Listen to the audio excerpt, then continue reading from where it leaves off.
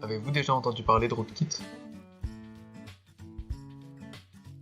Un rootkit, en français outil de dissimulation d'activité, est un type de programme ou d'ensemble de programmes ou d'objets exécutables dont le but est d'obtenir et de maintenir un accès frauduleux ou non autorisé aux ressources d'une machine de la manière la plus furtive et indétectable possible.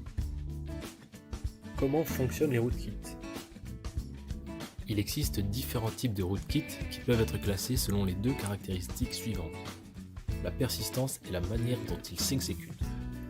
Si un rootkit est persistant, cela voudra dire qu'il sera capable de se relancer à chaque redémarrage de l'ordinateur.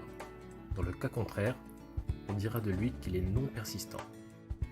En mode userland, un rootkit s'apparente à un utilisateur qui se connecte aux appels système pour filtrer les informations renvoyées par les API. En mode noyau, le rootkit s'approprie des droits d'administrateur et prend un contrôle illimité de l'ordinateur.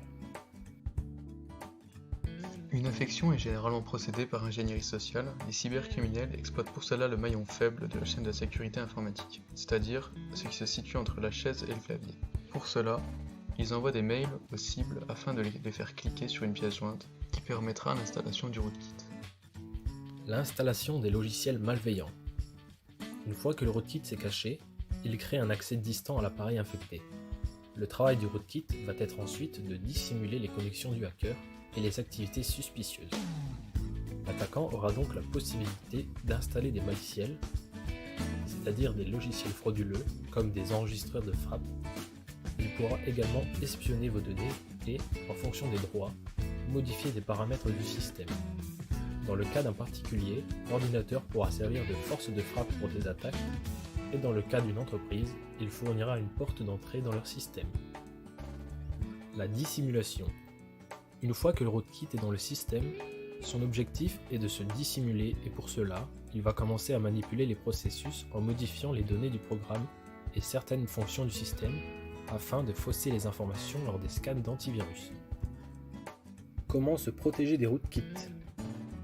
Sur Linux, il y a plusieurs logiciels libres permettant de détecter les rootkits, notamment RKenter et CHKRootkit. Pour vérifier que les systèmes ne sont pas corrompus, ils vérifient les hashes des gros fichiers avec les leurs dans leur base de données. Si les hashes sont différents, alors le système est corrompu. Si il est identique, alors le système n'est pas corrompu. Sur Windows, il existe deux logiciels, Sophos et AVG. Ces deux logiciels fonctionnent de la même manière, c'est-à-dire qu'ils repèrent et suppriment, en toute sécurité et fiabilité, tout rootkit qui pourrait s'être dissimulé dans votre ordinateur.